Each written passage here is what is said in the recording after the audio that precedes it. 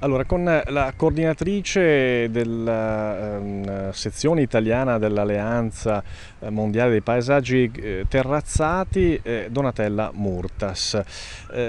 Quale futuro allora ci sarà per questi paesaggi terrazzati anche in Italia?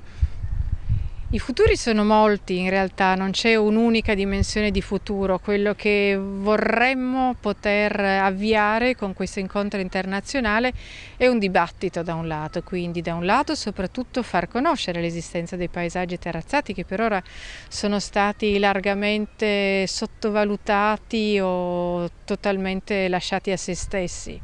e dall'altra, presa conoscenza della loro esistenza, ragionare effettivamente nell'oggi di quelle che possono essere le risposte che i paesaggi terrazzati possono dare dal punto di vista della produzione, che coinvolge quindi l'agricoltura, ma dal punto di vista della prevenzione del rischio idrogeologico, della vivibilità e della qualità della vita delle terre alte, della giusta compensazione che necessariamente oggi viene richiesta tra le terre di pianura e le terre alte, ponendo in relazione il fatto che non si possa continuare ad agire con dei confini che dividono i luoghi, dividono le persone, ma che in realtà oggi più che mai serve un ragionamento a 360 gradi di dimensione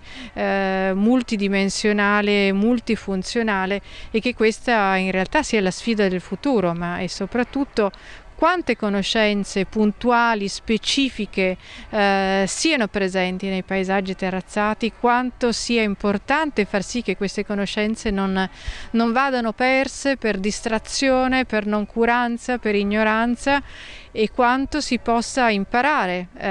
in prima battuta dai contadini, dagli abitanti, per riuscire a trovare una giusta modalità di gestione che non importi dai modelli nuovi che magari nascono altrove, ma che continui questo filone di conoscenze specifiche per i luoghi e una conoscenza diretta che non faccia riferimento esclusivamente all'accademia, ma che trovi una conoscenza che sia davvero la somma, e anzi ancora qualcosa di più della somma di conoscenze che derivano da esperienze diverse. Quindi non ci sono delle risposte vere e proprie in realtà, ma quello che vorremmo fare è riunire un po' anche non solo l'Italia, l'Europa e il bacino mediterraneo, insieme a quelli che poi saranno i relatori che arriveranno e gli interessati da tutto il mondo, perché anche nel futuro, soprattutto, ripeto, in una dimensione europea,